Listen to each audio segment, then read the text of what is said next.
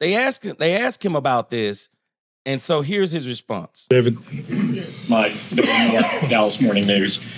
Do you take offense at what Micah Parsons said after the game, or do you just consider it part of when a team is playing like this, those type of comments are going to come out as the frustration of the moment? Well, I think like anything with post-game remarks and really any remarks, when it does create questions for others in the locker room, something that I've always done, conversation has to happen. So, Mike and I had a conversation this morning about it and, handled those things as men should handle it.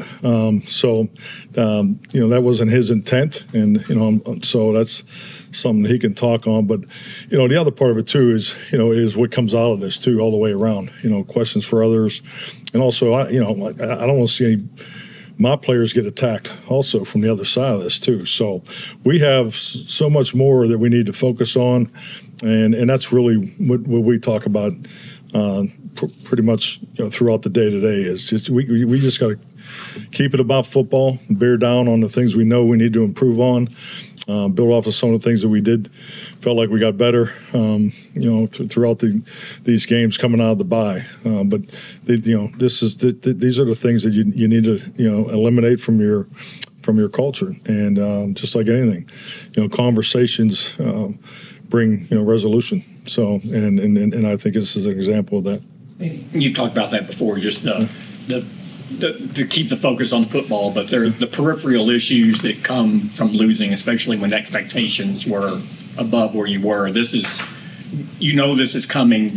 Does it take more of your time to manage as you're in the midst of it? Yeah, when you lose, when you're losing multiple games, definitely. I just look at how much time today's a great example, how much time I've spent on, Houston Texan. I think I'm on play 6 of the Detroit game. So, and that's what these types of things bring.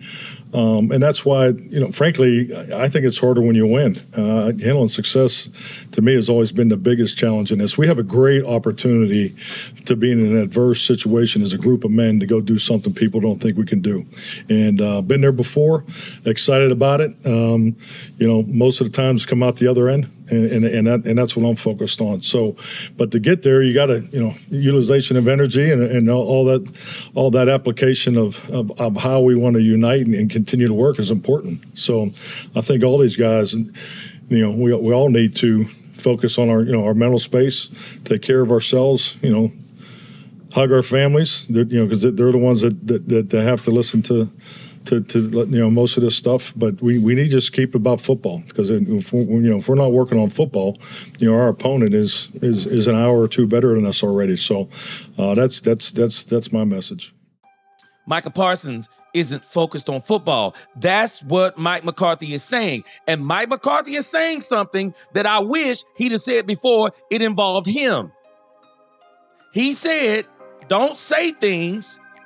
not say things that other people have to ask questions for. Did I not say that when he did the Dak Prescott thing? When your podcast starts bleeding into the locker room, when you're saying things on your podcast that now the players got to answer. Now the players got to answer to your mess. Now we got to answer the questions of, okay, what do you think about what Micah Parsons said? I don't want to focus on what Micah Parsons said on that stupid podcast. Micah Parsons, you want a podcast? Stop talking football. And if you're going to talk football, don't talk about the Dallas Cowboys. Don't talk about anything that's going to affect the Dallas Cowboys. But the problem is, how do you talk football without talking about anything that focuses on the Cowboys?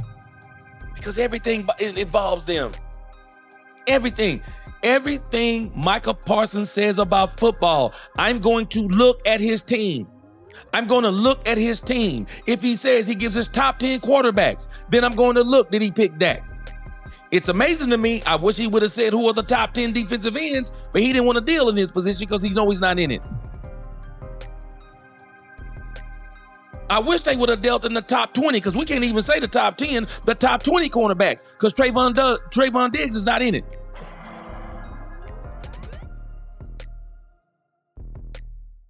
Don't say things to where the team got to start answering. Don't talk about who's the best left tackle in football. Don't talk about who's the best right tackle in football. Don't talk about who has the best offensive line in football. Because once you start talking about the offensive line, now I got to say, man, what about your offensive line? This is what Mike McCarthy is saying. The same thing Dak has been saying. The more you focus on things outside of football, the less you focus on football. We've already heard Micah Parsons. Watch this. I'm moving away. What is your reaction to that? I'm going to say, Greeny, I've never heard anyone say anything remotely like that after a game. I really have. And, like, who the hell Micah Parsons think he is talking like that after a game? Bro, you've been missing all these games with the injury. And last time I checked, the head coach is a Super Bowl winning coach. And I know the season hasn't gone the way that everyone is expected to go and all that. But for you to sit there in the locker room right after your team gets pummeled and to just undress your head coach in that manner, see, that's what's going on with all these podcast boys out here in the locker room. Everybody wants to sit there and they want to, spout and say all this type of stuff. There used to be a time when there was a little bit of respect, a little decorum in the locker room, because at the end of the day, it was about we didn't do enough. All of y'all got your asses kicked. Okay, and you're going to go out here and talk about your head coach, basically your head coach not working, not doing anything to try to prepare the team? I just think it's a bunch of BS, man. Yeah. I really do. I like, we can sit here and laugh and all that type of stuff and be here in shock, but that's disrespectful what Micah Parsons did to Mike McCarthy in that situation, because I know, again, it's not the results that Mike McCarthy wants, but I know that man is busting his ass every single day to try to go out there and get a win, and to hear one of your star players come out there and say that. Yeah. Come on, man. Like, I can't ride with that. That's total BS. You're exactly right. And look, coaches are there some days 20 hours a day. Yeah. For 2 or 3 days at least during the week. The hours they put in it's unmatched. Mike McCarthy, he doesn't deserve this damn comment. He doesn't. No coach does. Look, there's some horrible coaches out there, but none of them deserve this. The kind of work that they put in as coaches, like, I'm just telling you, I don't know, like, most players know that these dudes, you can forget about it. You're giving up family time. You're giving up all kinds of stuff in your life, and you're going to get some ass sitting back. I don't care how talented he is. That is absolutely BS. And if you would work half as freaking hard as a damn coach does, maybe you'd be able to play every damn game. Maybe your team wouldn't just be a bunch of punks and lay it down every damn week like you're doing. How about being a damn football team? You're going to sell your damn coach out? It's a crockish, you know what? Yes. So let's go to this portion here. Micah Parsons is going to respond to the backlash that he's getting. Welcome back to The Edge Live in your Bleacher Report app. I am your host, Micah Parsons, and this episode is sponsored by Nationwide. For your insurance and financial needs, Nationwide is on your side. First and foremost, it felt great to be back out there on the field. But, before we get into any, Eagles Cowboy play, I want to just hit it right on the head. The controversy statement between me and Mike McCarthy. And first and foremost, if anyone ever felt a type of way about this situation, I would like to apologize like I did when I met with Coach McCarthy, apologize to his face, man to man. Whether people understood what I said and didn't, this is why we're here. Obviously, I said Mike can leave and go wherever he wants. I kind of feel bad for guys like Zach Martin, guys who be on their last year, on their way up, because that's who I want to hold the trophy for. You want to win games and do great things for those type of legends who put more time and work than Mike McCarthy ever did. When I say statements like that, and when I put things like that, thinking about my teammates, right? I understand the coaching aspect, but when you think of guys like Zach Martin, I think of guys like DeMarcus Lawrence. Before Tyron left, I think of guys like Tyron Smith.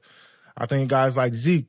I mean, you can even go way back to, I never played with Jason Witten, but think about Jason Witten. Every day you look at all these legends who put in so much time and work into the blue and white. With the Cowboys, they represented the Dallas Cowboys. Even DeMarcus Ware, you think about all these great legends. And fortunate enough, I got to play with quite a few. I'm still playing with CeeDee Lamb. I'm still playing with Zach Martin. But when I think about all those guys that helped me get better, helped me grow as a player, how much Zach helped me with my technique, critiqued me, even when I was wrong, helped me get better. Guys like Tyron, Dak, Zeke, guys that kind of molded me into the player I am. And, kind of took this young rookie guy that, and kind of helped move me to a place where some would say a superstar, but I would say still a humbling beginning to be able to be on the same playing field as those guys, and understanding that since I've been in the league, every year a team changes, right? There's never going to be the same amount of players. Not the same amount of players, the same players on the same team. There'll be a couple that come back because obviously cap reasons, you got to pay guys retire.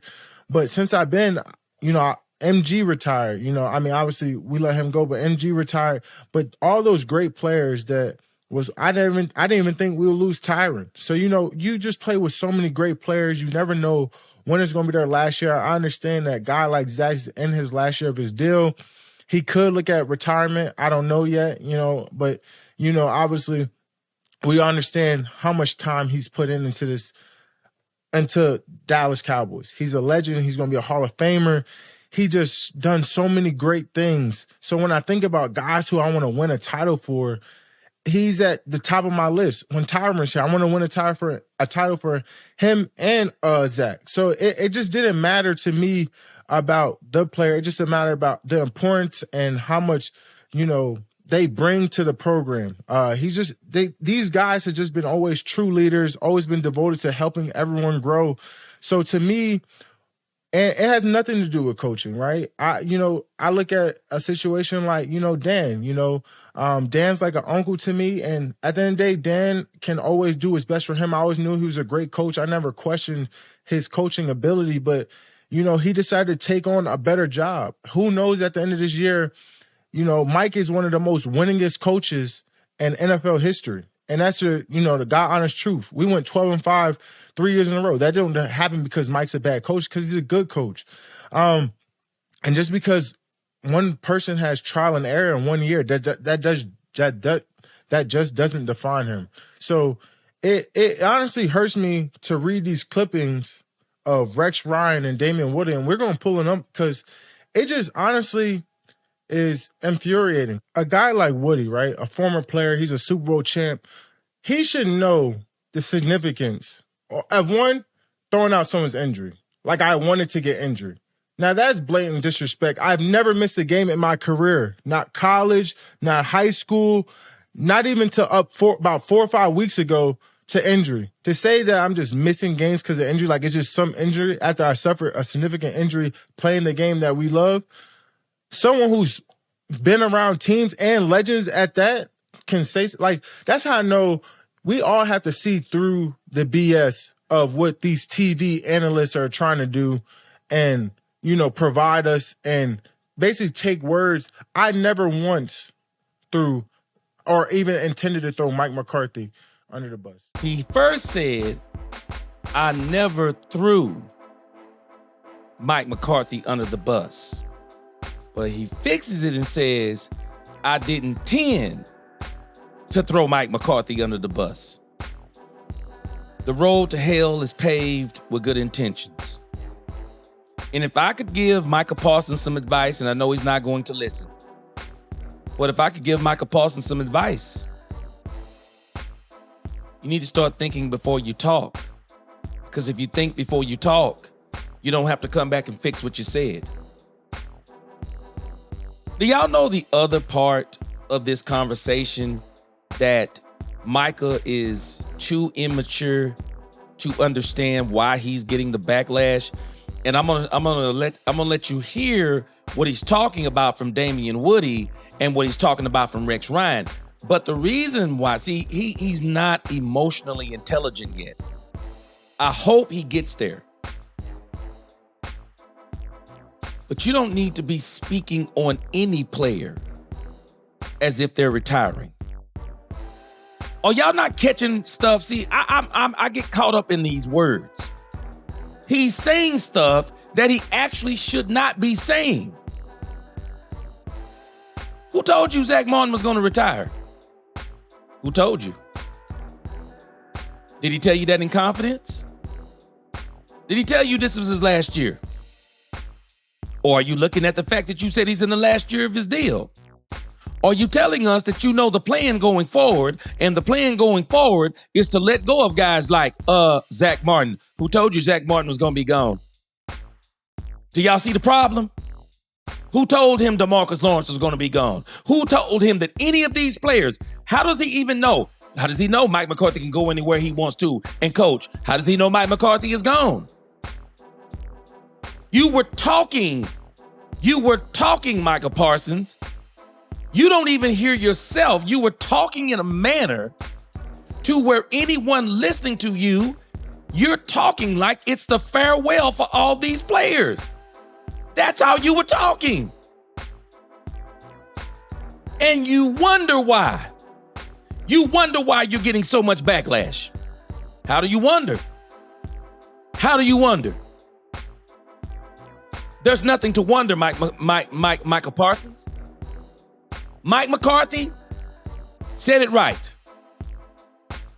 Mike McCarthy said, stop saying things that other people have to answer for. Let me help us in case we're not listening to what I'm telling us. I don't need you to be talking about you feel sorry for Zach Martin, because now somebody's going to ask Zach Martin, hey, Zach Martin, Micah Parsons was saying he feels sorry for you because he wanted to hold up the trophy for you. Are you retiring? Shut your mouth, Micah Parsons, and I mean that respectfully. Shut up talking about other folk business. Don't talk about other folk business. That's the problem, Micah. If I could speak to you like an uncle, I would tell you, son, you're not listening. You were speaking on other men's business. And while you had good intentions, the road to hell is paved with men and women who had good intentions. Now, don't intend to do good. Do good. Slow to speak, quick to listen.